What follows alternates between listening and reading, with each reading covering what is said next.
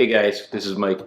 I just wanted to talk about my first 48 hours with the Samsung Gear S2 Classic watch with cellular option, as this one here. I touched on the fact that I purchased it in a previous video, and I had talked about, actually I talked about a bunch of watches I had, but it was time anyway for me to get a different wearable device. I was kind of sporting this old wearable that I had from, I got off Groupon last year. And it's been fine for what I needed it for. I ended up going with the Samsung watch because my personal phone's been a Galaxy Note 5 and I'm upgrading to the Note 7. So it made sense to say the Samsung ecosystem, and I kind of wanted to see what this particular wearable was about. So first 48 hours, quick impressions. One, still love the way it looks, the way it feels on my wrist. Very classy looking device. Love the battery life. Runs Tizen, which is Samsung's own OS. That enables them to do, basically they're not limited by the constraints of Android Wear. They can design the device, do whatever they want. I can get well, it's been about 2 days, haven't charged it yet. And I am at currently 46%. Not bad, not bad at all. Downsides of Tizen, not nearly as many apps available for it that's available on Android Wear or Apple's Watch OS. So if you're looking for apps, it's probably not the device for you.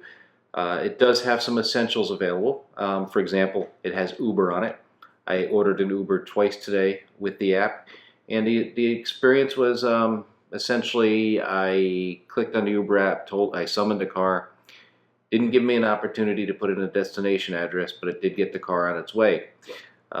What it would do at that point is prompt me to open the app on my phone to enter the destination address.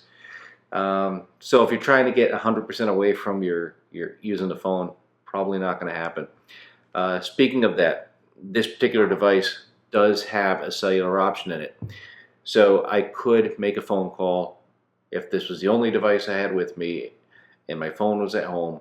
I could do that. And essentially the way that works is if your phone's nearby, the watch is going to use a Bluetooth connection to your cellular phone and use your cellular phone's connection for your internet data and your phone calls.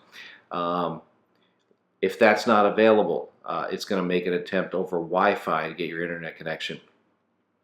If that's not available, it will then fall back to the cellular option. And of course you can override and just say turn cellular on. At the expense of battery life, of course.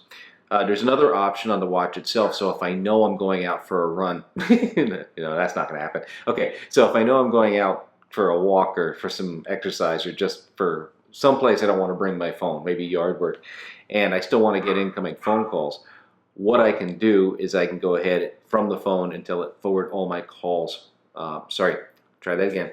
From the watch, I can tell it to go ahead and forward all my calls to the watch, so I don't have to actually touch the phone for that. It's kind of a nice feature. So that part of it I like, and as far as I know, there's no way on an Apple Watch to make any kind of phone call without having your phone paired. So that's a win for Samsung in that regard. And the one thing also is the cellular version actually has a speaker in it, so you can make phone calls from here, something the Bluetooth one does not have yet. Which previous versions did. So all that stuff is positives for the watch, with the exception of the app thing. On the app side, one of the disappointments I had, talking about apps that I was looking for, there's no social media apps really. There's no WhatsApp, no Line, no Facebook Messenger. Facebook Messenger, though, I did turn on notifications from my phone to the watch itself, so as long as my phone's available and somebody sends me a message, I'll get the notification of the message on the watch, and I can reply from the watch. So that's good. Downside is, again, if I'm back on cellular only connection, I'm never going to know about that Facebook message because there's no app. So it's sort of functional if I have my phone with me. If my phone's not with me, functionality diminishes. Not quite the experience I was looking for, but it's something, right? Also, Samsung Pay was promised on this watch when it was launched almost a year ago. So it does have an NFC radio in it. And the idea behind that is I'm supposed to be able to go into a retail store and pay just by holding my watch up to the terminal. Very similar to what Apple watchOS allows you to do today using Apple Pay. Um, so far, still not available on the device. Now, I understand that Samsung is beta testing this on their Bluetooth devices, but not the ones with cellular. So I don't know what's going on with that. I'd like to see it available sooner rather than later. So that's certainly functionality that would be nice in a watch. It was promised by Samsung, but it's still not there. So that's the negatives. So am I going to keep this or not? I've got basically a 10-day return window left. So I found out today that Samsung is coming out with the S3 at the end of this month, so the successor to this. This kind of does what I want. I don't imagine there'll be any difference on the app side on the S3 so long as it continues to run Tizen. It would be a big surprise if they came out with it and it ran Android Wear. But as long as it runs Tizen, I wouldn't expect a big difference in the apps.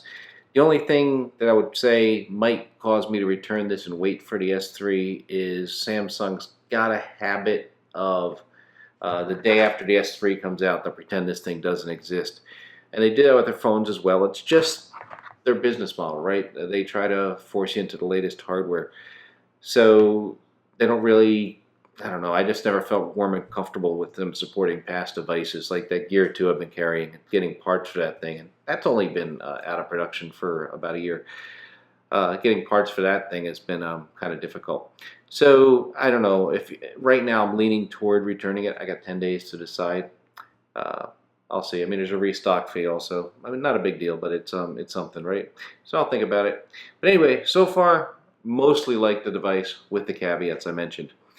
More stuff coming soon. If you like this video, you want to see more of it, please click like below. Thanks. Take care.